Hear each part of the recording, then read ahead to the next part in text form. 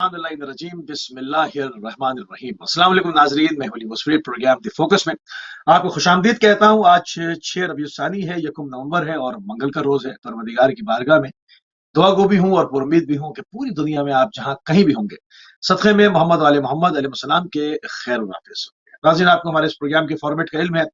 जो भी उम्मत मुस्लिमा के अंदर तेजी के साथ तब्दीलियां रोजमा हो रही हैं, उनको बाकायदा आपकी खिदमत में अपडेट करते हैं और मोअज़्ज़िज़ मेहमान हमारे साथ ऑनलाइन मौजूद होते हैं। और इस वक्त हमारे साथ दो मोअज़्ज़िज़ मेहमान प्रोग्राम में गुफ्तगू में शरीक होंगे। सबसे पहले नासिर अब्बास शिराजी साहब, मरकजी रहनुमा मजलिस वहदतुल मुस्लिमीन, हमारे साथ पाकिस्तान से वीडियो लिंक के ऊपर मौजूद हैं। और हमारे साथ मौजूद हैं जनाब सीनियर जर्नलिस्ट जनाब माजिद हैदरी साहब, श्रीनगर कश्मीर हिंदुस्तान से। अपने दोनों मौजूद मेहमानों की खिदमत में सलाम अर्ज करेंगे और प्रोग्राम में खुश आमदीद। जी, अलैकुम अस्सलाम वरहमतुल्लाह। आप और आपकी टीम का बहुत शुक्रिया। जज़ाकल्लाह। अस्सलाम वालेकुम माजिद साहब। अस्सलाम वालेकुम अली मूसवी साहब, बहुत बहुत शुक्रिया। बहुत शुक्रिया, बहुत शुक्रिया। और थोड़ी सी तमीदी गुफ्तगू के साथ प्रोग्राम का आगाज करेंगे। नासिर अब्बास शाही साहब, आपकी तरफ पढ़ते हैं और चूंकि काफी तेजी के साथ गर्मा गर्म जो है वो खबरें हर पल जो है वो तब्दील होती हुई सूरत हाल पाकिस्तान से।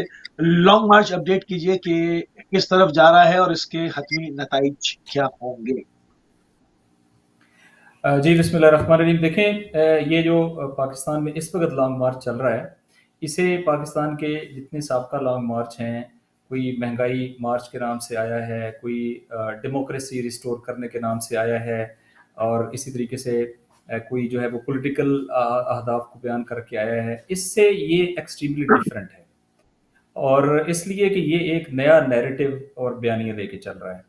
ये एक ऐसा बयानिया है कि जिसको तकरीबन पाकिस्तान के चारों सूबों, आज़ाद कश्मीर और गिलगित बल्तिस्तान के अंदर इक्वली एक्सेप्टेंस हासिल है और बहुत ज़्यादा अवामी जोश खरोश इसके अंदर पाया जाता है।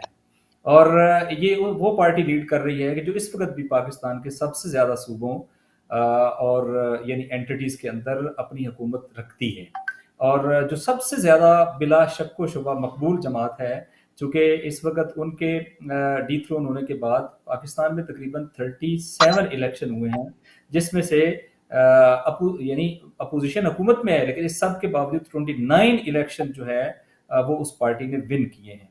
तो ये खुद एक बहुत बड़ा इंडिकेटर है। इसके बुनियादी अहदाफ क्या हैं? ये इस रजीम चेंज ऑपरेशन को चैलेंज करने के लिए है। ये अगरचे अर्ली इलेक्शन का और फ्री एंड फेयर इलेक्शन की डिमांड के साथ है, लेकिन इसके साथ एक बयानिया अटैच है, और वो बयानिया ये है कि हम पाकिस्तान के अंदर फॉरेन स्पॉन्सर्ड रजीम को कबूल नहीं करेंगे। हम पाकिस्तान की डिसीजन मेकिंग जो है वो पाकिस्तान के अंदर चाहते हैं। किसी फॉरेन कंट्री को पाकिस्तान की डिसीजन मेकिंग का इख्तियार नहीं होना चाहिए। इसी तरीके से जो आज़ाद खारजा और दाखिला पॉलिसी की बात हो रही है, कभी पाकिस्तान के अंदर इलेक्शन इस बुनियाद के ऊपर हुए हैं और कई मार्च इस बुनियाद के ऊपर हुए हैं। इसी तरीके से जो पाकिस्तान के अंदर सिविल सुप्रीमेसी और रूल ऑफ लॉ की बात हो रही है, कॉन्स्टिट्यूशनलिज्म की बात हो रही है कि पाकिस्तान में कोई आइन से मावरा नहीं है और हर एक जो है वो कानून के सामने जवाबदेह है, और पाकिस्तान के अंदर जो है वो रूल ऑफ लॉ होना चाहिए कि जैसा कि बाज़ एलिगेशंस बड़े सवीर किस्म के आए कि जो बाज़ पार्लियामेंटेरियंस, बाज़ पॉलिटिशियंस और बाज़ जो जर्नलिस्ट हैं उनके साथ जो कुछ हुआ है, तो इस सारे के मुकाबले में पाकिस्तान का एक नया नैरेटिव है, जो एक नई तरह का नेशनलिज्म है, प्रमोट हो रहा है, जिसको पूरे पाकिस्तान में एक्सेप्टेंस हासिल है और जो पाकिस्तान को एक नई बाइंडिंग फोर्स अता कर रहा है। ये उन डिमांड्स के साथ और उस नैरेटिव के साथ ये मार्च है। फिर हम ये देखते हैं कि इस मार्च के अंदर जो अवामी पॉपुलैरिटी है, जैसा कि मैंने एक इंडिकेटर आपको पहले बताया इलेक्शंस, दूसरा इंडिकेटर ये है कि जब से ये मार्च चला है, अगरचे उन्होंने शुरू में ऐलान किया था 1 वीक का, उसके बाद जो है कि 1 वीक के अंदर हम इस्लामाबाद पहुंचेंगे। इस वक्त सिचुएशन है, चूंकि परसों मैं खुद इस मार्च में शामिल था और हमारी लीडरशिप जो है वो भी उसमें शामिल होने के लिए आमादा थी, लेकिन अनफॉर्चुनेटली एक सहाफ़ी की जो ट्रेजिक डेथ है, जो जिसकी वजह से उसको पोस्टपोन करना पड़ा लीजिए। तो हम आई विटनेस हैं, हमने ना सोशल मीडिया से देखा है, ना इलेक्ट्रॉनिक और प्रिंट मीडिया से देखा है, हम आई विटनेस हैं, हमने खुद अपनी आंखों से देखा है। बिल्कुल सही। जो खरोश है, अवाम इसे पाकिस्तान के लिए सरनविश्त साज जो है वो समझ रहे हैं। और ये मार्च हमें 13 किलोमीटर का कल जो डिस्टेंस था, सॉरी परसों की बात कर रहा हूँ, वो हमने तय करना था, और वो 13 किलोमीटर का डिस्टेंस दिन को 12:30 बजे स्टार्ट हुआ है और रात 7 बजे तक वो 13 किलोमीटर का डिस्टेंस अभी पूरा नहीं हुआ था कि उससे पहले ये एक इंसिडेंट हो गया और उसकी वजह से उसको पोस्टपोन करना पड़ा और अगले दिन जो है वो दोबारा गुजरांवाला जो है वो मार्च पहुंचा है आज। तो इससे आप अंदाजा करें कि जो अवामी पार्टिसिपेशन है वो कितनी ज्यादा है। मैं जीबी की सिचुएशन को जानता हूँ, मैं केपीके की सिचुएशन को जानता हूँ, मैं बलूचिस्तान की इवन इंटरनल सिचुएशन को जानता हूँ, मैं सिंध के अंदर भी गया हूँ। तो आप ये समझें कि बाज़ जगहों पे सिर्फ अभी सिग्नलिंग की ज़रूरत है, क्योंकि एक लॉन्ग मार्च अभी सिंध से शुरू हुआ है जो इस लॉन्ग मार्च का मुल्हिक होगा, और साउथ पंजाब और इसी तरीके से गिलगित बल्तिस्तान, कल गिलगित बल्तिस्तान के जो वज़ीर आला हैं वो मजलिस मुस्लिमीन के दफ्तर में तशरीफ ले गए और वहाँ पे जॉइंट स्टेटमेंट डिक्लेयर हुई जिसमें बाकायदा तौर पे हमने वहाँ जीबी की सतह पे भी उनकी हिमायत और साथ देने का ऐलान किया है। तो आप ये समझें कि अभी तो सिर्फ एक जीटी रोड जो पल्स है बेसिकली पाकिस्तान की, चूंकि इंडस्ट्री भी वहीं पे है और बड़े बड़े पॉपुलेशन वहीं पे, अभी सिर्फ वहां पे है। लेकिन जो बाहर पैराफ्रीज के अंदर हो रहा है, जो बड़े बड़े पॉपुलेशन के क्लस्टर्स के अंदर जैसे साउथ पंजाब है, जैसे सिंध है, वो हो रहा है, वो अभी सामने नजर नहीं आया है। जब ये सारे पोटेंशियल एक्टिवेट होके इस्लामाबाद की तरफ आएंगे तो ये पाकिस्तान की तारीख में एक सरनविश साज लॉन्ग मार्च होने का इम्कान मेरी अब तक बहुत उम्दा तरीके से नासिर अब्बास शिराजी ने साहब ने जो है वो इसको अपडेट किया है। लॉन्ग मार्च का सिलसिला क्या है और क्या होने जा रहा है, और तारीखी इंसानी समंदर जो है वो इस्लामाबाद की तारीख को रकम करेगा जो अभी सिलसिला है। और तेजी के साथ माजिद हैदरी साहब के साथ जुड़ रहे हैं। माजिद हैदरी साहब हमारे श्रीनगर से हमारे साथ कश्मीर से मौजूद हैं। माजिद हैदरी साहब, आपकी गहरी निगाह है इंटरनेशनल अफेयर्स के ऊपर और मिडल ईस्ट वगैरह पे और तमाम चीजों पे। एक अरसे दराज से खबरें आती रही कि इराक की सालिसी में जो है वो मुज़ाकरात जो है वो टेबल टॉक हो रही है ईरान और सऊदीया के बीच में, सिलसिला चल रहा था। फिर हमने देखा कि बाइडन के हुक्मनामे को भी रद्द किया गया सऊदीया की तरफ से, जिससे कुछ उम्मीद नजर आ रही थी कि शायद जो है वो पॉलिसी में कोई मेजर चेंज आ रहा है, कुछ रूस का शायद किरदार है बीच में, और ईरान से जो है वो मामला जो कशीदगी की उस पर थे वो कम हो गए। मगर हम देखते हैं शिराज में धमाका हो जाता है, तकफीरियों को लाया जाता है। तो इन दो को जोड़ के देखें या ये जुदा गाना मामला थे? जी देखिए अली मौसवी साहब, सबसे पहले हमें सऊदी अरब को समझना होगा। देखिए सऊदी अरब जो है ये एक कौम नहीं है, एक आम मुल्क भी नहीं है। जैसे हमारे दुनिया में बाकी ममालिक हैं वैसे सऊदी अरब नहीं है, क्योंकि ये एक खानदान से मुंसलिक एक मुल्क बना दिया गया। सऊदी अरब, देखें अरब दुनिया जानती थी, इनने इसके साथ अपने खानदान का नाम रखा कि हम ये हमारे खानदान का मुल्क है, ये वहां की कौम का मुल्क नहीं है, वहां के अवाम का मुल्क नहीं है, खानदान का मुल्क है। आप देखिए अगर ईमानदारी की बात करें तो ये तो मुल्क जो है ये हजूर सल्लल्लाहु अलैहि वसल्लम का मुल्क, जमीन सरे जमीन नबी पाक सल्लल्लाहु अलैहि वसल्लम की है। अल्लाह ताला ने तो सारी कायनातें, तमाम कायनातें हजूर के लिए बनाई, लेकिन ये तो बिलखसूस वहीं पे पैदाइश भी हुई, वहीं मदफन भी हुए। तो अगर इनको उतना ज्यादा दीन का एहसास होता तो इसे मोहम्मदियन अरब रख देते नाम या कुछ ऐसा नाम, लेकिन इन्हें तो अपने खानदान पे नाम रख दिया कि 1932 से आज तक इसे हम सऊदी अरब जानते हैं। तो सऊदी अरब क्या है? सऊदी अरब में मुल्क के इंटरेस्ट नहीं है, अवाम के इंटरेस्ट नहीं है, एक खानदान के इंटरेस्ट है, जो खानदान उस मुल्क को चलाता है, ईदर बाय हुक और क्रुक जिसे हम अंग्रेजी जबान में। अब देखिए सऊदी अरब पिछले साल से थोड़ी प्रॉब्लम में फंस गया है। प्रॉब्लम क्या है? जो अमेरिका, जिसका 75 साल हो गए सऊदी अमेरिका जो टाइज हैं, टाइज क्या है मतलब अमेरिका कहीं ना कहीं से सऊदी अरब को कंट्रोल करता है फुल फ्लेज तरीके से, उसको 75 साल पूरे हुए। लेकिन पिछले साल जो अफगानिस्तान में जो मामला हुआ नेटो फोर्सेस का और अमेरिका का बिलखसूस में, कि उन्हें वहां अब तो फॉरेन मीडिया तो कहता है जी वहां पे ट्रूप्स विड्रॉल था, मैं तो उसे ट्रूप्स विड्रॉल नहीं कहता, मैं सब चैनलों पे कहता हूं कि भाई इट वाज डिफीट। अमेरिका की भी शिकस्त हुई और वहां पे नेटो फोर्सेस की भी शिकस्त हुई, और ऐसी शिकस्त हुई कि जिसे हम उर्दू जबान में कहते हैं जी दुम दबा के भागना पड़ा। और ऐसा दुम दबा के भागना पड़ा कि उस जहाज की दुम पे, जो आखिरी जहाज अमेरिका का वहां से उड़ा, उसकी दुम पर भी बेचारे वो अफगानी लोग बैठे थे जिन्होंने अमेरिका पर भरोसा किया था कि आपने हमारे यहाँ हुकूमत बनाई है, ये किया वो किया। जो उनके वहां पे सराहने वाले थे, उनके मददगार थे वहां पे अमेरिकी फौज के, उन सबों को बाहर जहाज की दुम पे लटका के तो वो उड़ गए वहां से। तो अब जो power, geo political power dynamism जो चेंज हुआ पिछले साल के, अमेरिका को शिकस्त मिली। अब देखिए वेस्टर्न मीडिया तो ये नहीं पता है कि अमेरिका वाज डिफीटेड, लेकिन हकीकत तो यही है कि इट वाज डिफीटेड। तो उसके बाद रशिया को अमेरिका को लगा कि मेरी तो मोनोपोली जो है वो एशियन बेल्ट पे, बिलखसूस यूरोपियन एशियन बेल्ट पे या मिडिल ईस्ट पे, इस सारे पर मेरी मोनोपोली कहीं ना कहीं उसको दचका लगा है। तो मैं कैसे रिवाइव करूं? एक उसका मामला ऑलरेडी चल रहा था कि वो यूक्रेन के थ्रू रशिया को फर्दर डिसइंटीग्रेट करने की पॉलिसी में था। वहां दूसरी जानिब चाइना और रशिया के ताल्लुकात अच्छे थे, और चाइना और रशिया और आगे जाके ईरान और फिर टर्की, ये एक नया जो पावर डायनेमिक्स बन रहा था, ये ऑलरेडी एक काम कर रहा था। जैसे ब्रिक पे काम ये कर रहे हैं, सी पैक कॉरिडोर पे काम कर रहे हैं, या ज्वाइंट इकोनॉमिकल इंटरेस्ट पे काम कर रहे हैं। तो वहां से अमेरिका को कहीं ना कहीं खदशा लग रहा था। अब अमेरिका को खदशा लग रहा था तो अमेरिका ने क्या किया? सबसे पहले यूक्रेन के साथ जंग हुई, तो वहां तो सारी दुनिया जानती है क्या हाल है। फिर ओपेक को अमेरिका ने कहा कि भाई तुम लोग ऑयल प्रोडक्शन कम करो, तो ओपेक ने भी वो नहीं माना, और वहां पे उनके सऊदी के साथ थोड़े मामला चेंज हुए। लेकिन बिहाइंड द स्क्रीन जिसे हम कहते हैं, बैकडोर डिप्लोमेसीज ऑलरेडी चल रही हैं ईरान और सऊदी अरब के थ्रू। और आपने बिल्कुल सही फरमाया कि इसके पीछे कहीं ना कहीं हाथ सिर्फ रशिया का नहीं है, चाइना का भी है, टर्की का भी। क्योंकि टर्की, चाइना, रशिया मिलकर के और ईरान मिलकर के एक ऐसा एक नया जो वो पैक्ट बना रहे हैं, वो सिर्फ हमारा एशियन बेल्ट और मिडिल ईस्ट के दरमियान एक ताल्लुक नहीं है, वो पूरा एक इकोनॉमिक स्ट्रॉन्ग होल्ड बना चाह रहे हैं जहां पे कि अमेरिकन मोनोपोली खत्म हो। तो वहां पे अमेरिका का जो सबसे बड़ा इंटरेस्ट है वो सऊदी अरब है। अब सऊदी अरब तो क्योंकि खानदानी राज है, सऊदी अरब चाहता कि हम अमेरिका के ही साथ चलें। लेकिन सऊदी अरब को पिछले साल से लगा कि भाई ये सात समंदर पार का जो दोस्त है, ये वक्त पे फिर काम नहीं आता। जो अफगानिस्तान में हुआ, कल को कहीं हमारा भी वही हाल ना हो कि हमारे तरफ एक तरफ से ईरान भी आ गया हो, दूसरी तरफ से रशिया भी सपोर्ट करे उन्हें, तो हम तो बिल्कुल वहां से यमन का भी मामला हो गया तो हम तो बिल्कुल खस्ता हालत में पड़ेंगे। लेकिन अब सऊदी अरब की सबसे बड़ी प्रॉब्लम क्या है कि जो डिफेंस है, जो सऊदी अरब का जो डिफेंस नेटवर्क है, सारा मिलिट्री एस्टेब्लिशमेंट है, उसका बेसिक इंफ्रास्ट्रक्चर जो है वो सारा अमेरिका बनाता भी हो और सारा अमेरिका उनको एक्सपोर्ट भी करता भी। 2017 में उन्हें $450 बिलियन का सऊदी अरब ने अमेरिका के साथ पैक्ट किया है, नई डिफेंस डील किया। $450 बिलियन उतनी रकम है जो हम उर्दू जबान बोलने वाले ममालिक है, वहां के लोग अगर अपने उसको वहां की करेंसी में गिने तो हमारा पूरी ये डिबेट खत्म हो जाएगी कि वो कितनी बड़ी रकम बनती है।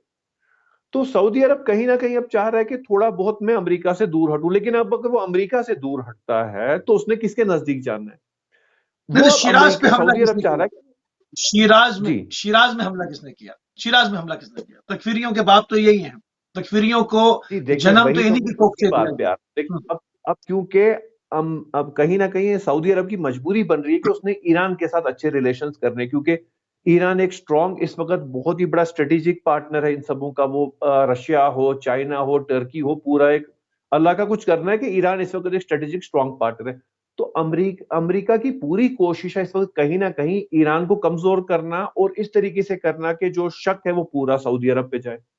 क्योंकि अभी आप देखिए हूती रेबल्स की भी तरफ से भी हमला हुआ है। अभी हाल ही में अभी लेटेस्ट न्यूज आई है, हूती रेबल्स की तरफ से भी हमला एक नया जो हुआ है रिसेंटली। उसके बाद ईरान में देखिए, ईरान में सिर्फ आप सिर्फ टेरर स्ट्राइक नहीं देखें जो आईसिस ने की, क्योंकि आईसिस दुनिया जानती है आईसिस के पीछे कौन था। तो सीरिया में तो इसीलिए रशियन फोर्सेस वगैरह वहां सामने मतलब फुल फ्लेज सपोर्ट में है कि भाई आईसिस को इसलिए बाहर धकेलना है कि कहीं ना कहीं उनका जो कोई वो लिंक है वो कहीं ना कहीं अमेरिका के साथ मिलता है। और दूसरी तरफ से जो पिछले दिनों से ईरान में जो हालात हुए, जो महीने भर से हुए, जो वो हिजाब को लेकर के वहां कंट्रोवर्सी बनाई गई, तो कहीं ना कहीं एक फॉरेन हैंड दो मल्टीपल सतहों पे काम कर रहा है। एक तो ईरान को कमजोर करने का, और दूसरा ईरान और सऊदी में जो बढ़ते हुए, जो बेहतर होते हुए ताल्लुकात हैं, जिसके पीछे डिप्लोमेटिक पुल्स एंड प्रेशर्स भी हैं, टाइज भी हैं, दोनों के इंटरेस्ट भी हैं, कॉमन इंटरेस्ट है फॉर फ्यूचर, उसको कहीं ना कहीं शैटर करने के लिए अमेरिका अपनी गेम खेल रहा है। और ये तमाम ममालिक को समझना होगा कि भाई इस मामले में कहीं ना कहीं दोनों ममालिक, दोनों हालात में अमेरिका का हाथ है, क्योंकि अमेरिका अपनी मोनोपोली खोता जा रहा है। और जब सऊदी उससे थोड़ा भी दूर हटता है तो अमेरिका का जो मेन स्ट्रेटेजिक पार्टनर है, अपार्ट फ्रॉम जो हमारा ये आ जाता है जी यहाँ पे ओमान वगैरह का जो मामला आता है, उसके बाद इनका मेन स्ट्रेटेजिक पार्टनर सऊदी अरब है। तो सऊदी अरब को खोते हुए देख के पुल्स एंड प्रेशर चल रहे हैं, साइकोलॉजिकल प्रेशर भी चल रहा है अमेरिका की तरफ से। और अब ईरान और सऊदी में कोई कशीदगी बनाने के लिए अमेरिका एक नया कार्ड खेल रहा है, क्योंकि अमेरिका इस वक्त अपनी मोनोपोली पे खत्म होता जा रहा है यहाँ। बिल्कुल सही। नासिर अब्बास शिराई साहब, जहां पे इन्होंने बात छोड़ी, इसको थोड़ी सी इस पे मैं आपका भी नैरेटिव लूंगा कि इनका फरमाना यह है कि अमेरिका मतलब जो उसका जाल है उससे निकलने नहीं देना चाहता सऊदीया को, और इस्तेमाल मजीद करना चाहता है। यकीनन ये बात बिल्कुल समझ में आने वाली बात है। तो सऊदियों ने इनकार किस बिना पर किया था अमेरिका को, जो कि अपनी मर्जी से चाय भी नहीं पी सकते हैं, वो भी पूछ के पीनी पड़ती है, तो इनकार कैसे कर दिया कि हम जो है वो तेल में जो है वो गिरावट लाएंगे, हम जो है क्या पीछे रूस का हाथ मजबूत था, हुआ क्या ये है? दुनिया हैरान है इसमें। हाँ जी, जी, जी, बहुत शुक्रिया। देखें, अभी जब आप बात करेंगे कि अमेरिका और केएसए की टाइज़ की, तो उसको सिर्फ़ इस एक इंसिडेंट के तनाज़ुर पे देखना ठीक नहीं होगा। इसलिए कि जो कल्चरल वहाँ पे चेंजिंग्स उन्होंने इंट्रोड्यूस करानी है, वो वेस्ट के साथ मिलके वो इंट्रोड्यूस हो रही हैं।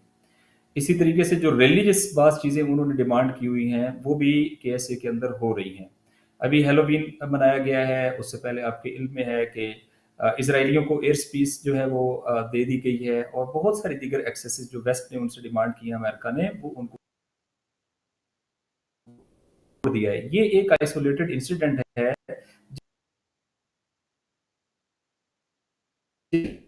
अ,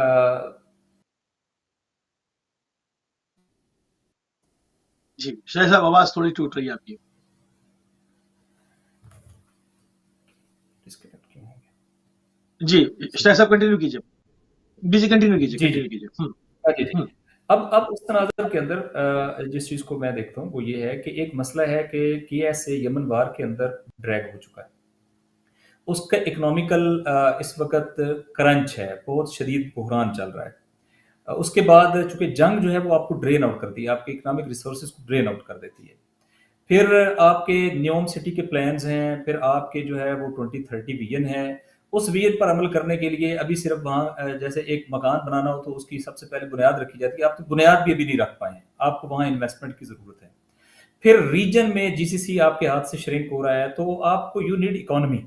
तो इस मैटर पे ये एक इकोनॉमिक डिसीजन है, और ये ऐसा डिसीजन नहीं है कि अगर अमेरिका जो है वो खड़ा हो जाए और इस मसले पे कोई बड़ा एग्रेसिव स्टैंड ले ले, तो मुझे लगता है कि इसके फिर उन्हें चेंज भी करनी पड़ेगी। लेकिन फॉर द टाइम बीइंग उन्होंने अपने इंटरेस्ट को सामने रखते हुए एक अच्छी पावर गेन की है, और उस पावर गेन में एक एलिमेंट, चूंकि अमेरिका ने इस रीजन में अपनी हेजमनी को बरकरार रखने के लिए ईरान को एक हव्वे के तौर पर दिखाया है, और ईरान का हवा, लिहाजा हम आपके डिफेंस के लिए आए हैं, कुवैत वालों, यूएई वालों, फलां वालों, हम आपका डिफेंस करेंगे, चूंकि ईरान से आपको थ्रेट है। अब चूंकि ईरान के साथ तकरीबन 5 दौर इराक के अंदर मुज़ाकरात के भी हो चुके हैं, तो वो भी एक इमीडिएट प्रेशर कोई ऐसा फील नहीं कर रहे। तो ओवरऑल जब आप इस सारे कॉन्टेक्स्ट के अंदर चीजें देखेंगे, फिर आपने देखा कि नेटो कंट्री है तुर्की, लेकिन तुर्की जो है वो S-400 के लिए वो B-52 को कॉम्प्रोमाइज करता है, लेकिन S-400 लेने के लिए वो रशिया की तरफ जाता है। तो यही चीजें इस वक्त हैं कि एक रीजन के अपने इंटरेस्ट हैं, उस इंटरेस्ट के अंदर केएसए का एक अपना इंटरेस्ट है, और उस इंटरेस्ट के अंदर अभी इतनी, और अभी वो मरला नहीं आया कि अमेरिका जो है वो ऑल आउट चला जाए और अमेरिका कहे कि बस हमने तुम्हारी जो सिक्योरिटी है वो गारंटी की हुई थी, और हम अपनी आपकी सिक्योरिटी जो विड्रॉ करने के लिए तैयार हैं, हम यमन वार में अब आपका साथ नहीं देंगे, और हम जो है वो वहां की पॉलिटिकल डिसीजन मेकिंग में आपका साथ नहीं देंगे। तो जो इस वक्त केएसए की रजीम है वो इस काबिल नहीं है कि वो इस पे अमेरिका के मुकाबले में खड़ी हो सके। तो ये एक आइसोलेटेड इंसिडेंट है, इसको उस कौम के इकोनॉमिक अहदाफ के तनाजर में ही देखना चाहिए, और इसको अभी जज करना भी थोड़ा अर्ली होगा। अभी थोड़ा सा और मजीद टाइम दें, उसके बाद आपको पता चलेगा कि क्या केएसए इसके ऊपर अभी सस्टेन करता है, इस पे बाकी रहता है, या उसके बाद जो है वो अपनी पॉलिसी के अंदर चेंज लाता है। मेरा ख्याल है कि उन्हें अपना बेनिफिट भी उनसे लेंगे, और उस बेनिफिट की बुनियाद पे वो मेरा ख्याल है कि उनको मजीद लेवरेज प्रोवाइड करेंगे। मगर ये जो एक झटका लगा है, मगर ये जो एक झटका अमेरिका को लगा है, तो क्योंकि वो इनके ऊपर आंख बंद कर कर यकीन करते थे, आंख बंद करके कि ये तो हमारे हाथ से निकलने वाले हैं ही नहीं। ये जो उनको झटका लगा और इन्होंने कहा कि हम इब्न शहादत हैं और हम जो है वो जिहाद पे आमादा हैं, मतलब वो जानते हैं इनको ये कितनी जिहाद पे आमादा और कितनी शहादत के मुतवल्ली है। तो ये जो झटका लगा है, इस पर वो इनको छोड़ने वाले तो नहीं है। लगा है। असल बात ये है, असल ये है कि अमेरिका हेजमन है, अमेरिका वर्ल्ड हेजमन है, रीजनल हेजमन है। अमेरिका का गलबा है, डोमिनेंस है, अमेरिका के मुकाबले में कोई बोल नहीं सकता। लिहाजा अमेरिका चाहता है सीरिया जैसे चाहे अपनी मर्जी से मैनेज करे, इराक जैसे चाहे उसके ऊपर पोजेशन करे, अफगानिस्तान को टेक ओवर करे, इसी तरीके से लेबनान की डिसीजन मेकिंग करे, इसी तरीके से सीरिया की डिसीजन मेकिंग करे, इसी तरीके से यमन की डिसीजन मेकिंग करे। अब वहां उसके मुकाबले में आया जमहूरी इस्लामी, जमहूरी इस्लामी एक कंट्री है, एक कंट्री जिसके पीछे एक आइडियोलॉजी है। उन्होंने इराक में अमेरिकी इंटरेस्ट को नाकाम बनाया, सीरिया के अंदर अमेरिकी अहदाफ को फेल किया, उन्होंने यमन के हवाले से उनके जो प्लाट्स थे उनको फॉयल किया, उन्होंने जो है वो लेबनान के हवाले से उनकी पॉलिसी को मिजरेबल हद तक जो है वो डिफीट शिकस्त से दोचार किया। तो ये जो जब चारों तरफ फिजा ऐसी बनी हो तो क्या केएसए को थोड़ा बहुत प्ले नहीं करना चाहिए कि भाई आप तो अब अपना रीजन जो है वो संभाल नहीं पा रहे, कोई चीज आपसे मेंटेन नहीं हो पा रही। ये नहीं यमन वो के सही है, मगर मगर अटैक्स हुए जमीनी हैं, हकायक भी तो है ना। यमन के जमीन हौसियों के अटैक हुए हैं। अमेरिकन जो वजारत दिफा ने इफेक्टिव फिगर जारी किए हैं उसमें उनकी जो इंस्टॉलेशन है उनको भी उन्होंने अटैक किया है। यानी अमेरिका की अपनी इंस्टॉलेशन और मिसाइल डिफेंस सिस्टम भी इम्यून नहीं है। तो ये फिजा तो तोड़ी है बुनियादी तौर पे जमहूरी इस्लामी और उसके साथ चलने वाले इस खित्ते के अंदर रेजिस्टेंस की पावर्स ने। तो थोड़ा बहुत तो हक बनता है कि इस खित्ते के कंट्रीज भी फिर उस फिजा से थोड़ा बहुत फायदा उठा लें। वो आर्जी है अलबत्ता, लेकिन ये कि ये इस फिजा से उन्होंने थोड़ा बहुत फायदा उठाया है और उसी वजह से वो इस काबिल हुए हैं कि वो ये बात कह सके। ठीक है। माजिद हैदरी साहब, इसके मुकाबले पे हम देखते हैं कि एक तरफ ओपेक से यह बयानिया सादिर हुआ और दूसरी तरफ यूएई ने जो है वो इसराइल का आयरन डोम जो है वो उसको जो है वो अपने फिजाओं में लगा दिया। किससे बचने के लिए लगाया और क्या वो बचा सकेगा? क्योंकि ईरान के जो इक्विपमेंट है वो ऑन ग्राउंड टेस्ट हो रहा है, ऑन ग्राउंड टेस्ट हो रहा है और 100% रिजल्ट भी दे रहे हैं, इसका भी खौफ है। तो ये एमिरेट्स जो है और सऊदीया ये मिलकर चलते हैं, यहाँ पर हम पॉलिसी में इख्तिलाफ देख रहे हैं, इस हवाले से क्या कहेंगे आप? जी देखिए, अभी बेसिकली इख्तिलाफ नहीं, अभी slowly gradually power dynamics change हो रहा है पूरी दुनिया का। अभी तक हम कहते थे अमेरिका नौजुबिल्ला सुपर पावर है, लेकिन अब वो जो हवा थी वो कम हो गई है पिछले 1 साल से, और आने वाले कुछ साल ये जो मामला है ये पावर डायनेमिक्स का चलता जाएगा, जहां पे कि अमेरिका को शिकस्त पे शिकस्त मिलती जाएगी। आप देखिए, सबसे पहली जो बड़ी मिसाल इसमें यूएई और सऊदी अरब में है। अमेरिका की पॉलिसी जो है पिछले 1 साल से तकरीबन वो फ्रस्ट्रेशन की पॉलिसी लग रही है। आप देखिए, सबसे पहले जो बाइडेन ने कहा कि जी मैं तो एमबीएस को तो हमने जी उसके खिलाफ तो केस जो चल रहा है जमाल खशोगी का, उस पर तो केस होगा। जब वो जुलाई में सऊदी अरब भी गए तो हैंडशेक नहीं किया, वो फिस्ट वाला बड़ा मामला दिखा, क्योंकि अमेरिकन मीडिया ने, वेस्टर्न मीडिया ने बड़ा हाइप भी दी उसको। फिर उसके बाद बातचीत भी उनसे हुई।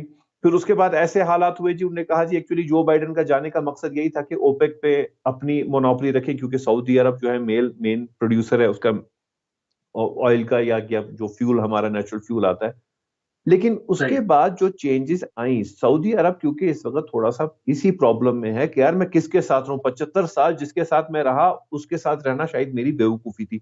लेकिन एट वन को तो वो चीज वो छोड़ नहीं सकता ना कि आज वो बता दीजिए पूरे तरीके से अमेरिका को कि भाई मुझे तुम्हारे से कोई ताल्लुक नहीं रखने, क्योंकि जो डिफेंस नेटवर्क है, जो उसका बेसिक इंफ्रास्ट्रक्चर है, अमेरिका कंट्रोल भी करता है और अमेरिका उसको वो वहां पे टर्न की सर्विसेज बना के भी देता। तो अब चाइना के साथ देखें, सऊदी ने या यूएई ने चाइना के साथ नई रिलेशन की है, लेकिन वो कौन सी है, जिनको बोलते हैं ना फायर आर्म्स, मतलब बंदूक है, पिस्टल है, वो चीज लेने की उन्होंने उनके साथ डील शुरू की। अभी बेसिक इंफ्रास्ट्रक्चर पर नहीं है, तो उनकी डिपेंडेंसी अभी भी वहीं पर है, अमेरिका पर है। तो जब तक वो नए टाइज बनाए और ग्रेजुअली बनाए, इसी वजह से सऊदी गवर्नमेंट आप देखें इस वक्त क्या कर रही है। सऊदी सरकार ने, जो अमेरिका ने कहा कि हम फ्रीज पॉलिसी पे आ जाएंगे कि वील फ्रीज रिलेशन, अमेरिका की सरकार की तरफ से आया था कि हम अरब के साथ रिलेशंस फ्रीज कर देंगे। तो उसके बाद सऊदी अरब ने फॉर्मल बयान क्या दिया, उनने कहा जी जो ओपेक में ऑयल का जो हमने प्राइसेस, ये प्रोडक्शन कम की है, उसकी वजह रशिया नहीं है।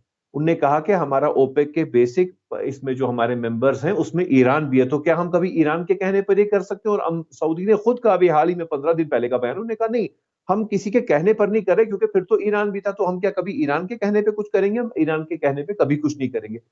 अब सऊदी अरब ने सबसे पहले अपनी पॉलिसी क्लियर की, और हाल ही में अभी कुछ हफ्ता भर पहले वहां एफआईआई का बिजनेस कॉन्क्लेव हुआ, फ्यूचर इन्वेस्टमेंट इनिशिएटिव, क्योंकि एमबीएस का एक प्लान है जो अभी हमारे दूसरे पैनलिस्ट भी बता रहे थे कि 2030 का जो उनका विजन है कि बियॉन्ड ऑयल इकोनॉमी सऊदी को बनाना है, जहां पर के कैसीनोज भी खुल रहे हैं, बार्स भी खुल रहे हैं, होटल्स भी खुल रहे हैं, फहाशियत भी जितनी बिक सके उतनी बिक रही है वहां पे। उसी उन्हीं विजन को लेकर के नई ड्रीम सिटीज बनेंगी, नई फॉरेन इन्वेस्टमेंट आएगी। तो सबसे बड़ी प्रॉब्लम इस वक्त सऊदी के लिए कि भाई मैं ज्यादा किसके करीब रहूं, मैं इस चाइना, रशिया, ईरान लॉबी के साथ रहूं, या कि मैं उस सात समंदर पार के दोस्त के साथ। अब कॉमन सेंस भी कहती है भाई आज सात समंदर पार के दोस्त के साथ नहीं रहो, उसने जिसके साथ दोस्ती रखी आखिर में धोखा दिया, जो अभी हमने इन पिछले सालों में भी देखा। और एक और चीज, जो अमेरिका को ये आदत बन गई थी कि हर मुल्क में जाके अपनी टांग भी अड़ानी है, अपना हुकूमत भी चलानी है, वहां के हुक्मरानों को फांसी भी देनी है, उस पे डोनाल्ड ट्रंप का 2 साल पहले बहुत अच्छा एक बयान आया था। हालांकि उनने बड़े सबल वे में कहा, उन्होंने कहा जी हम हर जगह पुलिसमैन नहीं बन सकते, क्योंकि अमेरिका को अब समझ आ रहा है भाई, हमारा जो वो कहते हैं ना every rise has a fall, उनको अब नजर आ रहा है अपना फॉल कि भाई हम कितना हर जगह टांग अड़ाएंगे, हर जगह पे रेजिस्टेंस होती है और हम मैनेज नहीं कर पाते, हमें शिकस्त मिलती है। तो अमेरिका की जो मोनोपोली ओवरऑल कम हो रही है। अब एक तरफ अमेरिका ने एग्जिस्टेंस के लिए मिडिल ईस्ट में, एशियन रीजन में उनका स्ट्रेटेजिक पार्टनर है सऊदी, वो उन्हें खोना नहीं चाहता। सऊदी उन्हें, वो कहते हैं ना चुप, ना कुछ कहा जाए ना चुप रहा जाए। अब यूएई का क्या मामला है? यूएई के बिल्कुल लिमिटेड इस वक्त विजन है। यूएई का लिमिटेड विजन इसलिए क्योंकि यूएई में जितनी इन्वेस्टमेंट हो सकती थी ऑलमोस्ट वो सैचुरेशन पे आने को तैयार है। यूएई आपका दुबई हो, रसल खेमा हो, अबू धाबी हो, वो सैचुरेशन पे आने वाले। तो नया जो भी इन्वेस्टमेंट होगी वो सऊदी अरब में होगी। तो सऊदी अरब के साथ कंपटीशन में, क्योंकि अमेरिका का एक खास एलाई है, एक सीक्रेट पैक्ट हमेशा इजराइल के साथ रहा, आप इजराइल के अमेरिका कहें एक ही थाली के दोनों चट्टे बटे। तो यूएई उनके सामने ज्यादा फ्रंट पे आ रहा है इसके साथ पैक्ट्स में, बिजनेस डील्स में बिलखसूस, या डिफेंस डील्स में इजराइल के साथ। सऊदी क्यों नहीं आ रहा है? उसकी एक खास वजह है, क्योंकि सऊदी के अंदर इंटरनल रिवोल्ट बहुत दफा हो चुके हैं। अब ये खबर बाहर क्यों नहीं आती है? देखिए वहां पर तो बिल्कुल एक ऑटोक्रेटिक रूल है। वहां खबर तब बाहर आएगी जब अमेरिका चाहेगा और अमेरिका अपने वेस्टर्न मीडिया एलाइज के थ्रू कोई खबर निकलवाएगा, तब तक तो आती नहीं। लेकिन आप भी जानते हैं हमसे ज्यादा बेहतर कि वहां पे कितनी अंडर करंट्स है रिवोल्ट की। उन्हीं अंडर करंट्स को राइट। बचाने के लिए पिछले दिनों अल सौद के एक रिश्तेदार ने बोला जी हम लोग तो इसके वारिस हैं, हम शहादत की भी वारिस हैं, जिहाद की भी वारिस हैं। बड़ा उनको सब चीजें याद पड़ी थी। वजह ये थी कि भाई लतीफा, अंदर उनको पूरे खतरा साल में लग रहा है सबसे कि बड़ा कहीं ना कहीं जो रिवोल्ट हो सकता है। तो सऊदी अरब की बहुत टाइट पोजीशन है इस वक्त उस हिसाब से। जी बिल्कुल ठीक, बिल्कुल ठीक। नासिर भाई शाही साहब, न्यू वर्ल्ड ऑर्डर के हिसाब से क्या कहेंगे? क्योंकि खेमे में इजाफा होता चला जा रहा है। रूस, Belarus, China, north Korea, Iran, कभी वहां से जो है वो उसके ड्रोन शाहिद की खबर आती है। आज अल फतेह मिसाइलों की भी बात हो रही थी हिंदुस्तानी मीडिया पर। एक जगह 110 जो कि मुखफ़फ़ बनता है या अली मदद का, इस नाम का एक मिसाइल, उस पर भी बात हो रही थी। तो ये जो चीजें हैं जो कि ईरान का जो असला है, जो ऑन ग्राउंड जो है वो टेस्टिंग भी लोग कह रहे हैं कि ये बाज़गश भी है कि सुनाई दे रही है। इसको आप क्या देखते हैं? क्या खेमे में इजाफा हो रहा है दोनों तरफ खेमों में? मामला क्या है? इसको किस निगाह से देखेंगे आप?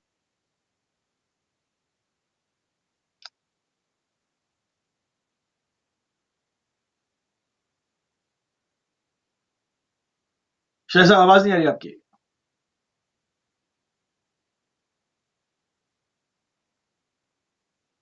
शाह साहब हमारे साथ हैं तो थोड़ा सा मैं 30 सेकंड वेट करूंगा कि अगर शाह साहब दोबारा से रिकनेक्ट हमारे साथ हो जाएं तो बहुत अहम चीज है, इसके ऊपर हम बात करेंगे शाह साहब से कि आया है जो खेमों के अंदर इजाफा देखने में आ रहा है, और जो है वो तेजी के साथ दोनों तरफ लॉबिंग हो रही है। अमेरिका अपने इत्तेहादियों के साथ खड़ा है यूक्रेन के सपोर्ट में, और रूस जो है वो अपने इत्तेहादियों को रोज जो है वो अपने पत्ते जो है वो शो कर रहा है मुसलसल, और मुख्तलिफ जो है वो असला भी शो हो रहा है, तमाम चीजें हैं। इसके जो कॉन्सिक्वेंसेज हैं आगे आने वाले जो मामला हैं वो जो है वो किस तरफ जाएंगे? शाह साहब अगर आ जाते हैं तो हम उनकी खिदमत में इस बात को रखते हैं। जब तक हम बात करेंगे आपसे, माजिद शाह साहब इसको कंटिन्यू कीजिए कि ये जो इस शाह साहब आ गए हैं? आवाज आ रही है? जी जी, अभी तो आ रही है। जी शाह साहब, कंटिन्यू कीजिए न्यू वर्ल्ड ऑर्डर के हवाले से, खेमों में जो इजाफा हो जी रहा है। जी, अगर आप क्वेश्चन दोबारा करें, मैं क्वेश्चन नहीं सुन सका। अच्छा, मैंने कहा कि जो न्यू वर्ल्ड ऑर्डर के हिसाब से जो दोनों तरफ खेमों में मुल्कों की तादाद बढ़ रही है, अपने पत्ते शो कर रहे हैं। अमेरिका अपने इत्तेहादियों के साथ खड़ा है, रूस अपने इत्तेहादियों के साथ, कभी बेलारूस का नाम लेता है, कभी ईरान का आता है नाम, फिर उसके ड्रोन्स का नाम आता है, शाहिद का ड्रोन का नाम आता है, अल फतेह मिसाइल का आता है नाम, एक याली मदद नाम की 110 मिसाइल है, उसका नाम आता है। तो ये ये मैसेज किसके लिए है? किन खेमों में खलबली मच रही है? हाँ जी जी जी, बहुत शुक्रिया। देखें, पहली बात तो ये है कि दुनिया अब यूनिपोलर नहीं रही, ये रिटर्न ऑन द वॉल है। अगर कोई ये कहता है कि नहीं अभी यूनिपोलर है, तो मैं समझता हूँ कि वो बड़ा इलॉजिकल है। इसलिए कि अमेरिकन पोजीशन जो है वो बड़ी स्ट्रांगली चैलेंज हो गई है, और हर एतबार से ज्योग्राफिकली भी चैलेंज हो गई है, पॉलिटिकली भी चैलेंज हो गई है, और सिक्योरिटी पॉइंट ऑफ व्यू से भी चैलेंज हो गई है, और रीजनल उस कॉन्टेक्स्ट में भी चैलेंज हो गई। नंबर एक। नंबर दो ये कि जो शिफ्ट ऑफ पावर है फ्रॉम वेस्ट टू ईस्ट, ये सफर बहुत यस, तेज हो गया है। और आज तक ऐसा हुआ है कि हमेशा जो इनिशिएट की है जंग वो तकरीबन वेस्ट ने की है अगेंस्ट ईस्ट। अमेरिका आता है लिबिया के अंदर, अमेरिका आता है सीरिया के अंदर, अमेरिका आता है इराक के अंदर, अमेरिका आता है अफगानिस्तान के अंदर with NATO with other allies. लेकिन ये पहली बार हुआ है कि डिफेंसिव स्टेप, अगरचे मैं इसको समझता हूं, ये वेस्ट ने नहीं लिया, ईस्ट ने लिया है। और उन्होंने जो है वो अपने एक थ्रेट को परसीव करते हुए उन्होंने एक इनिशिएटिव लिया है जिसे यूक्रेन में कहते हैं। ये फर्स्ट टाइम है कि जो इनिशिएटिव है वो वेस्ट से नहीं हुआ बल्कि ईस्ट से हुआ है, और वो एक बड़ा आई ओपनर है। इसका मतलब ये है कि ईस्ट इस पोजीशन में आ गया है कि इस वक्त वो वेस्टर्न हेजमनी को चैलेंज करे, नंबर एक।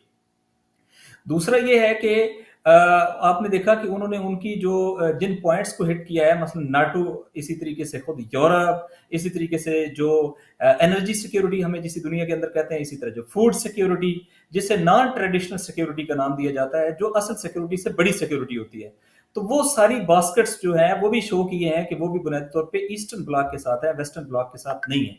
यानी फ्यूचर की इमर्जिंग इकोनॉमी चाइना के पास है, दुनिया की सबसे बड़ी मिलिट्री टेक्नोलॉजी रशिया के पास है, फूड बास्केट जो यूरोप के लिए और दुनिया के लिए सबसे बड़ी फूड बास्केट है वो रशिया और यूक्रेन था, जो इस वक्त रशिया की मैनेजमेंट के अंदर है। और इसी तरीके से जो एनर्जी की दुनिया की डिसीजन मेकिंग के अंदर एक रोल प्ले होता है, एक तरफ इधर आपने देख लिया कि ओपेक ने भी उनकी बातों को नहीं तस्लीम किया और अपनी डिसीजन मेकिंग की, और दूसरी तरफ आपने वहां पर भी देख लिया कि पूरा यूरोप मिलकर भी रशिया के ऊपर सैंक्शंस पे अमल दरामद नहीं कर सके। उस वक्त यूरोप हैवीली डिवाइडेड है कि हमने इस थ्रेट को कैसे काउंटर करना है। तो कैसे एक अगर आप इन सारी चीजों को जोड़ें तो बुनियादी तौर पे वर्ल्ड ऑर्डर जो है वो चेंज हो गया है, और दुनिया एक बार फिर मल्टीपोलैरिटी की तरफ जा रही है। और इस मल्टीपोलर वर्ल्ड के अंदर जहां नए कंट्रीज स्टेक होल्डर के तौर पे हैं, वहां नए ब्लॉक्स भी स्टेक होल्डर के अंदर हैं, जिनमें से एक रीजनल ब्लॉक जो है जिसको आप कह सकते हैं कि जिसमें चाइना, रशिया और ये रीजन जो है उसके अंदर इन्वॉल्व है थ्रू सीपैक, और उसमें ईरान का रोल है, पाकिस्तान भी उसमें एक इंपॉर्टेंट रोल प्ले कर सकता है। और ये जो पाकिस्तान के अंदर अभी रिजीम चेंज ऑपरेशन हो, ये बुनियादी तौर पे उस कनेक्टिविटी के अंदर से एक डोमिनो इफेक्ट को माइनस करने के लिए एक कंट्री को उसमें से निकाला है, ताकि ये एक पूरा रीजन जो है वो ब्लॉक की शक्ल इख्तियार न करे। तो खुद ये यानी एक परेशानी का आलम है वेस्ट के लिए और वेस्टर्न हेजमनी के लिए, और जो उसको लीडर है वो अमेरिका के लिए। फिर अमेरिका के डुअल स्टैंडर्ड्स इस वक्त, खुद वो अमेरिका लिबरलिज्म का, और जिसको अमूमी तौर पे वो कहते हैं कि लिबरल वर्ल्ड ऑर्डर है, हम इसको प्रमोट कर रहे हैं, और लिबरल उसकी वैल्यूज हैं, और उसके साथ जो है एक कैपिटलिस्ट उसका आइडियोलॉजी है।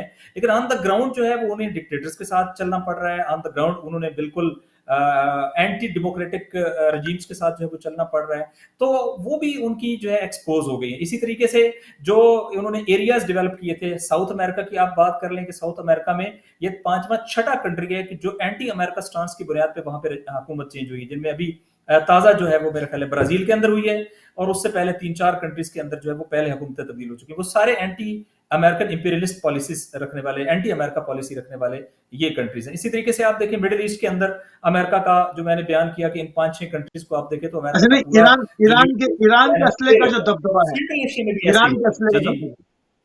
ईरान के असले का जो दबदबा, उसका नया मिसाइल जो उसने दिखाया है, एक वक्त में आप आते हैं ईरान पे सैंक्शन लगाओ, पाबंदियां लगाओ, फिर आप मजाक उड़ाते हैं कि ईरान के जो ड्रोन है ये जस्ट एक एनिमेटेड है, एनिमेशन है, इनकी कोई हैसियत नहीं है। और एक वक्त में आप इस तरीके से तस्लीम करते हैं कि आप कहते हैं कि नहीं नहीं रोको, ईरान के मिसाइल्स को रोको, ईरान की जो है वो टेक्नोलॉजी ट्रांसफर को रोको, इसके ऊपर सैंक्शंस लगाओ, ईरान की जो ड्रोन्स है उनको रोको। ये इतराफी शिकस्त है पूरे इस लिहाज से यूरोपियन ब्लॉक और अमेरिकन वेस्टर्न ब्लॉक के लिए ये इतराफी शिकस्त है कि अगर उनकी डिफेंस लाइन, चूंकि मैंने ये खुद पढ़ा, ये बीबीसी का तज्जिया, ये मेरा नहीं है, उन्होंने कहा कि चंद दिनों के अंदर उनकी जो डिफेंस लाइन शैटर कर दी है वो इन शायद ड्रोन्स ने कर दी है। और वो कहते हैं कि वो ऐसे ही है कि जैसे चंद हजार रुपयों से चंद अरब रुपए की एक टेक्निक को जो है वो मात देना है, कि इसकी फाइनेंशियल कॉस्ट कितनी है और उसके मुकाबले में जो उनका डिफेंस सिस्टम है उसकी फाइनेंशियल कॉस्ट कितनी है। और खुद फाइनेंशियल उनका जो डिफेंस सिस्टम है वो फेल भी हो गया है, ना वहां आयरन डोम कामयाब हो सकता है, ना वहां पर पैट्रियट सिस्टम कामयाब हो सकता है, ना वहां पर लोकल जो उन्होंने कुछ सिस्टम दिए वो कामयाब हो पा रहे हैं। तो एक बड़ा यानी मिलिट्री टेक्नोलॉजी में भी उनको जमहूरी इस्लामी तो उसके अंदर एक बड़ा इंडिकेटर है रेजिस्टेंस की, उनकी इकोनॉमी। इस वक्त आप देखिए नहीं तो मैसेज कहाँ जा रहा है, ये मैसेज किसके कहने में जा रहा है? जी जी हाँ, पहली तो बात है कि आपने बीबीसी का जो जिसकी आपने जो डिसीजन मेकर कहते हैं, सारी लेयर्स उनकी चैलेंज हो चुकी हैं। हाँ नहीं, आपने जो बीबीसी का नाम लिया, उसको हवाला दिया, यकीनन आपने सुना होगा। हमारी पॉलिसी नहीं कि हम किसी इदारे का नाम लें, मगर अपने सवाल पे वापस आता हूं कि ये मैसेज कहाँ जा रहा है? क्योंकि पहले कहते थे कि भाई ये सैंक्शंस है, कुछ बना नहीं सकते। अब वो ऑन ग्राउंड टेस्टिंग भी तो हो रही है, ऑन ग्राउंड टेस्टिंग हो रही है। तो ये मैसेज जा किसको रहा है? दिल किसका दहल रहा है इसको देख के? देखें, वाज़ेह सी बात है कि जिस जमहूरी इस्लामी को आपने किनारे और आइसोलेट करने की कोशिश की, जिस इनकलाब को आपने बाउंड्रीज के अंदर महदूद करने की कोशिश की, वो इनकलाब साउथ अमेरिका में एग्जिस्ट करता है, वो इनकलाब यूरोप के बॉर्डर्स पे एग्जिस्ट करता है, वो इनकलाब जो है वो सेंट्रल एशियन और मिडल ईस्ट स्टेट्स के अंदर एग्जिस्ट करता है। चूंकि वो एक आइडियोलॉजी का नाम है, वो इस इंपीरियलिज्म को कबूल ना करने का नाम है। इसके अलावा आपने जिसे फेल्ड स्टेट बनाने की कोशिश की कि वो एक पॉलिटिकली भी फेल्ड स्टेट है, वो मिलिटरीली भी एक कैपेबल स्टेट नहीं है, उनकी जो विल है ना, उनके पास कैपेसिटी है ना उनके पास विल है। तो मेरे ख्याल है ऐन अल असद ने बड़ा प्रूव किया है कि विल भी है और कैपेसिटी भी यहाँ एग्जिस्ट करती है। तो मेरा ख्याल है कि नई हकीकतें अब वेस्ट को समझनी पड़ेंगी, बिलखसूस उनके लीडर अमेरिका को ये हकीकत समझनी पड़ेगी कि उनका पीरियड ओवर हो गया है। वो अब इस रीजन के अंदर एमर्ज कर चुकी हैं। यहाँ की एक हकीकत जो है वो जमहूरी इस्लामी और उसकी मुख्तलिफ पावर्स हैं। यहाँ की एक हकीकत इस रीजन के अंदर मुजाहमत का ब्लॉक है। यहाँ की एक हकीकत जो है फलस्तीनी और फलस्तीन के साथ खड़े होने वाली मुजाहमत की कुव्वतें हैं। यहाँ की एक हकीकत जो है वो ये है कि अमेरिका अब इस एरिया की ऑयल पॉलिटिक्स का डिसीजन मेकर नहीं रहा, अमेरिका इस रीजन की ट्रेड पॉलिटिक्स का डिसीजन मेकर नहीं रहा। इस वक्त इस रीजन के अंदर जो ट्रेड रूट हैं उसके ऊपर अगर मैं बाबल मुंदब की बात करूं तो वहां पर हौसी डोमिनेट करते हैं। इस वक्त जो सबसे बड़ा ट्रेड रूट है, अगर मैं बात करूं कि हॉर्मस स्ट्रेट की बात करूं तो वह ईरान डोमिनेट करता है। तो जो बड़े ऑयल चोक पॉइंट्स हैं, बड़े ट्रेड रूट्स हैं, उन रूट्स के ऊपर जो है इस वक्त रेजिस्टेंस जो है वो डोमिनेट करती है। तो ये चेंजिंग वर्ल्ड हैज चेंज नहीं हो रही, हो भी रही है, लेकिन बड़ी हद तक चेंज हो गई है। और इस चेंज करने के अंदर बहरहाल बहुत वाज़ेह रोल जो है वो जमहूरी इस्लामी की आइडियोलॉजी का है, और जमहूरी इस्लामी का एक बतौर ममलकत एक और एक बतौर जुग्राफिया जो रोल उन्होंने यानी अगर मैं इसको बिल्कुल एक मुहावरे के तौर पे कहूं कि वो कहते थे ना पहले कि बिल्ली के गले में घंटी कौन बांधे, तो वो उन्होंने बांध दी, दिखा दी बांध गया। मतलब अगर इसको कंक्लूड किया उन्होंने पूरे तरीके से अनकवर कर दिया है। जो थोड़ा बहुत बची हुई साख थी, उस साख को उन्होंने बीच चौराहे के उस हंडिया को जो है वो फोड़ दिया है। और उन्होंने बताया है कि एक ये बताया है कि माँ भी तवानी वी कैन डू, और दूसरा ये बताया है कि ये जिसको अपनी पावर समझते हैं ये तो तारे कमजोर हैं। अभी मीडिया पे हेजमनी का एक सहर मीडिया के जरिए से जारी किया हुआ है, उसकी कोई हैसियत नहीं है। अवाम हैसियत रखते हैं, इलाके के लोगों की डिसीजन मेकिंग हैसियत रखती है, वो आइडियोलॉजीज और अफकार हैसियत रखते हैं कि जिनकी अभी मैं देख रहा था नासिर शाह साहब, अभी मैं देख रहा था हिंदुस्तानी मीडिया को वो रिपोर्ट कर रहे थे चीख के, उसके ऊपर एक हंगामा हुआ था उनके सेट के ऊपर कि जी वो शाहिद ड्रोन तो हंगामा कर ही रहा था, फतेह मिसाइल 110 यानी फतेह याली मदद जिसकी रेंज 500 से 700 है वो भी आ रहा है, तो जनाब अल जुल्फकार भी आ रहा है, तो वो भी आकर मारेगा। तो ये क्या हो रहा है? तो ये जो चीजें हैं ना, ये बताती हैं मतलब आपने मुस्तज़फ़ीन को कहाँ किनारे लगाया था, और खुदा का वादा कि वो ताकत देगा। तो ये तो तमाम चीजें सामने आंखें चाहिए, बसीरत चाहिए। माजिद हैदरी साहब, तेजी से आपके पास आऊंगा। ज़ेलेंस्की साहब जो एक मोरल अपनी फौजों का, अपने लोगों का बूस्ट करते चले आए, सबने देखा कि बार बार वो कैमरे के सामने आते हैं और जो है वो बात करते हैं। अब इस वक्त रशिया की जो नई स्ट्रेटेजी है उसके तहत उसने सारे पावर स्टेशन उड़ा दिए हैं, और कहा जा रहा है कि शायद पूरे यूक्रेन के अंदर ब्लैकआउट हो जाए। 80% तो कहा जा रहा है कि हो गया है।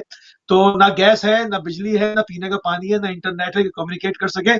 क्या बहुत बड़े मुजाहरे या प्रदर्शन हो सकते हैं ज़ेलेंस्की के खिलाफ? क्या उनको अब वो घुटनों पे आ सकते हैं? क्योंकि सर्दियों में, क्योंकि रूस के पास एक एज है, क्योंकि उसके पास जो साइबेरियन फौज है वहां तो -30 होता है, वो तो इस सर्दी में लड़ लेंगे। मगर जो यहाँ पर ना बिजली ना गैस कुछ नहीं है, ये रूस के साथ भिड़ेंगे कैसे? क्योंकि सर्दी आ रही है, जिसका व्लादिमीर पुतिन शिद्दत से इंतजार कर रहे थे 6-8 महीनों से। अब वो टाइम आ गया। क्या होने जा रहा है? देखें, व्लादिमीर पुतिन सिर्फ एक प्रेसिडेंट नहीं है, फॉर्मर स्पाई मास्टर रहे हैं, मतलब जासूसी दुनिया के वो मास्टर रहे हैं। और उन्होंने वो मास्टर कार्ड अपनी सलाहियत का दिखा दिया यूक्रेन के साथ जंग करके। बड़ी स्पेसिफिक और स्ट्रेटेजिक टाइमिंग पे उन्होंने जंग शुरू किया। हालांकि दुनिया भर से आवाज दे रही थी भाई ऐसा नहीं हो, लेकिन रशिया ने ये शुरू किया। और रशिया अपना कैलकुलेटेड मूव चला रहा है, क्योंकि यहां पर अब सिर्फ एक जमीनी जंग या एक मुल्क के साथ जंग नहीं है, एक साइकोलॉजिकल वॉरफेयर चल रहा है पूरे नेटो ममालिक के साथ, कहीं ना कहीं अमेरिका के साथ भी और बाकी नेटो ममालिक के साथ। क्योंकि आप देखिए, जो सबसे बड़ा जो इसका इम्पैक्ट है, जैसे हमारे अभी दूसरे पैनलिस्ट भी कह रहे थे कि जो हमारा जो फूड सिक्योरिटी पर और एनर्जी सिक्योरिटी, आप देखिए एनर्जी डेफिसिट है इस वक्त नेटो कंट्रीज में, यूरोप में बिलखसूस एनर्जी डेफिसिट है। एनर्जी डेफिसिट एक ऐसा साइकोलॉजिकल इम्पैक्ट होता है, और इन इन ममालिक पे तो इतना ज्यादा साइकोलॉजिकल इम्पैक्ट है कि ये इंसान को एक किस्म की शिकस्त की फीलिंग देता है। तो प्रेसिडेंट पुतिन अपना कैलकुलेटेड मूव चल रहे थे। उनने देखे कितनी दुनिया में शुरू में कितना वो ये वेस्टर्न मीडिया ने जी हाईलाइट किया जी क्राइसिस है, रिफ्यूजी क्राइसिस है, ये है वो है। हालांकि उन्हें बाकी जगहों के क्राइसिस तो उन्हें याद नहीं रहे, यमन के क्राइसिस याद नहीं रहे, बाकी सीरिया के क्राइसिस याद नहीं। बड़ी क्राइसिस वो दिखा रहे थे जी कि लोगों को कॉफी का सेम फ्लेवर नहीं मिल रहा है पीने को, लोगों को सेम फ्लेवर की चाय नहीं मिल रही है पीने को। ऐसे ही उनका तो उनकी जो क्राइसिस थी वो डिफरेंट थी जो बाकी ममालिक में होती है, जिनको 440 वोल्ट की बिजली की आदत थी 320 वोल्ट मिल रही है। अजीब अजीब उनकी क्राइसिस थी। लेकिन बहरहाल प्रेसिडेंट पुतिन का ऐसा मामला रहा कि उन्होंने साइकोलॉजिकल वॉरफेयर में एक स्टेप वो आगे चले। अब आप कहेंगे कैसे? देखिए, नेटो के जो बड़े बड़े अलाइज हैं, इसराइल सबसे खास, इसराइल की तरफ से कोई डायरेक्ट एग्रेशन की बात नहीं आई टुवर्ड्स रशिया। फ्रांस भी बिल्कुल एक कहते हैं ना वेल गार्डेड तरीके से रशिया के मुतालिक डील कर रहा है। जर्मनी का भी यही हाल रहा। तो दो तीन जो मेन स्टेक होल्डर्स थे उनका मामला ऐसा रहा कि उनने अपनी तरफ से डायरेक्ट एग्रेशन उतना ज्यादा रशिया की तरफ नहीं दिखाया। मतलब वो कहते हैं ना कहीं डिप्लोमेटिक बैलेंस में वो आ गए। तो जो मामला ये साइकोलॉजिकल वॉरफेयर का बन रहा है, ये आज इस नेटो एरिया में ये बन रहा है कि लोग वहां के सोचेंगे भाई हम किसकी जंग में, हम लोग क्यों पिस रहे हैं किसी और की जंग में? क्या हमारा सही में जंग है? क्या यूक्रेन और रशिया की जंग वाजिब है और नहीं, उसके अभी पीछे अभी अभी किसका हाथ है? होने होने क्या वाला है? अगर हैदरी होने क्या वाला है? लाइट गई हुई है, लाइट नहीं है, क्योंकि पावर स्टेशन तामीर सालों में होते हैं, वो उड़ा दिए गए, डैमेज हो गया, पूरा वहां कचरा हो गया, कुछ नहीं है। देखिए ये वो तो अब होगा क्या? जो जेलेंस्की बिल्कुल शिकस्त की तरफ जा रहे हैं आने वाले महीनों में।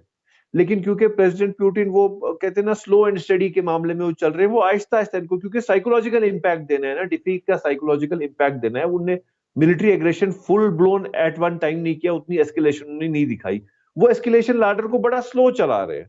तो आने वाले दो ठीक है। तीन महीने में ये आहिस्ता आहिस्ता इस डिसाइसिव लेवल पे जाएगा कि यूक्रेन की सरकार को वहां टोटल डिफीट लेनी ही पड़ेगी। क्योंकि जब आप एनर्जी क्राइसिस देखते हैं अवाम के लिए, उन तमाम ममालिक के लिए जो उनके साथ मिले हैं, तो वहां पे उनके लिए प्रॉब्लम है। अब देखिए, रशिया के लिए एनर्जी क्राइसिस नहीं है, चाइना के लिए नहीं है, रशियन अलाइज के लिए क्राइसिस नहीं है, और बड़ा ममालिक हमारा जो हमारा मुल्क है इंडिया है, इंडिया ने तो बिल्कुल बोल दिया इनको नेटो कंट्रीज को कि नहीं भाई हमारी इंडिविजुअल पॉलिसी है। बहुत बड़ा ये है, कंज्यूमर मार्केट है इंडिया।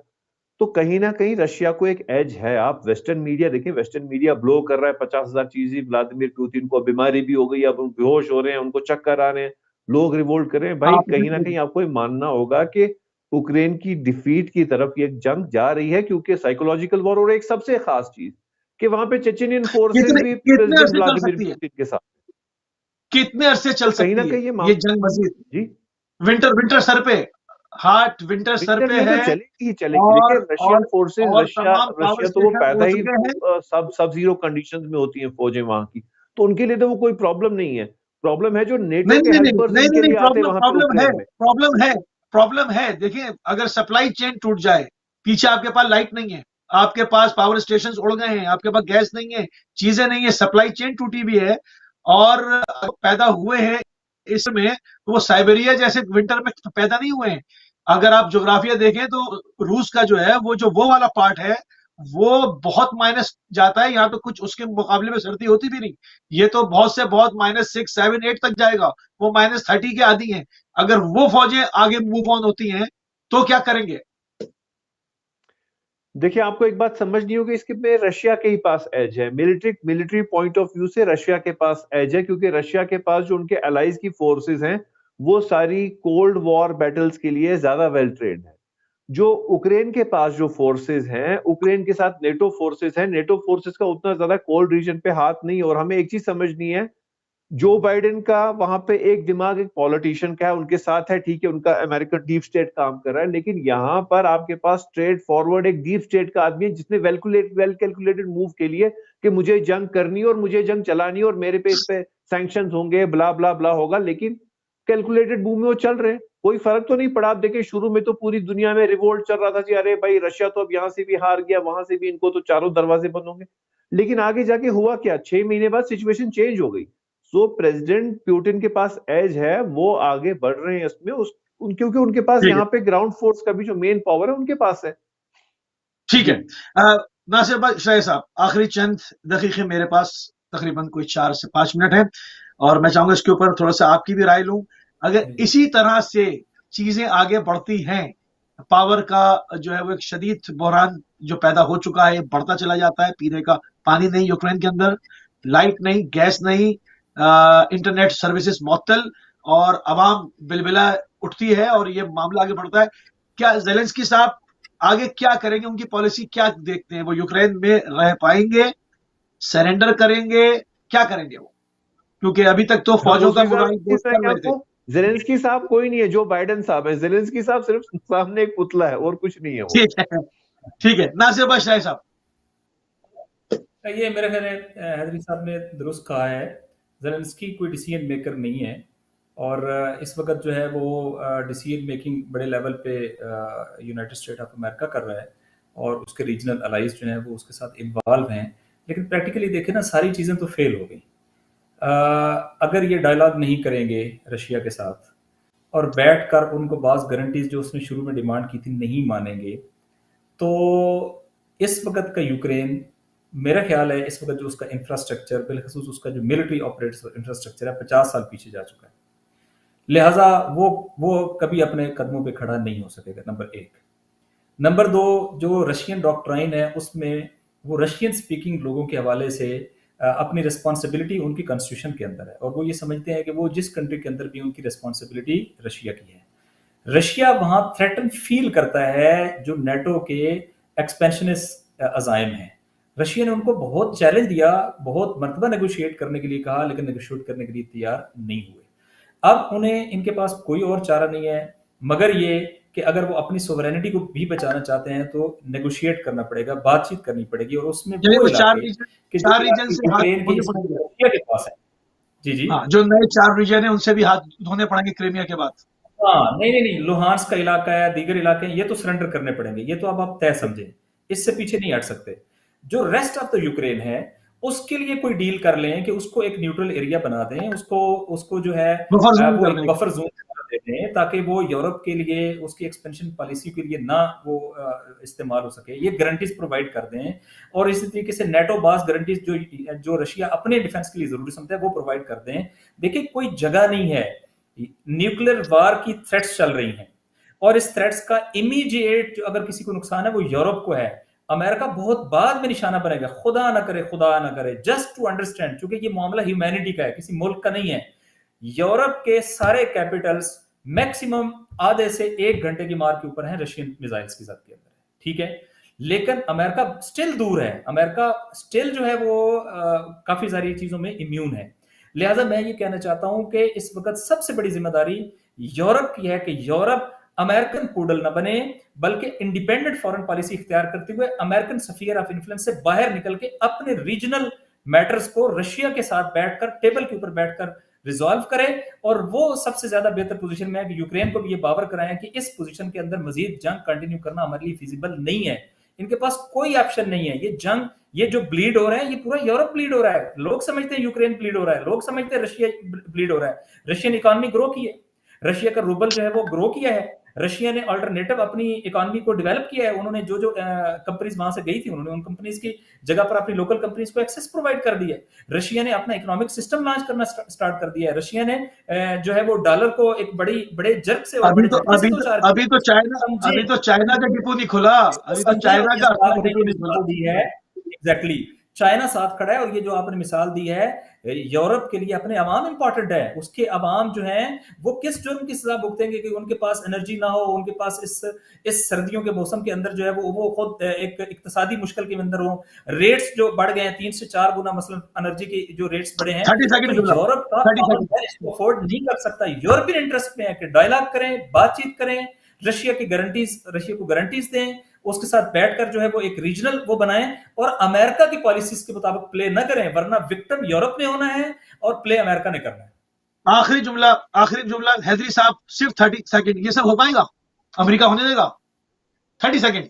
जी देखिए, इस वक्त लेवल ये है कि रशिया से बात करनी नहीं है, रशिया की बात सुननी है, और यूरोपियन ममालिक के पास उसके अलावा आज की डेट में कोई चारा नहीं है।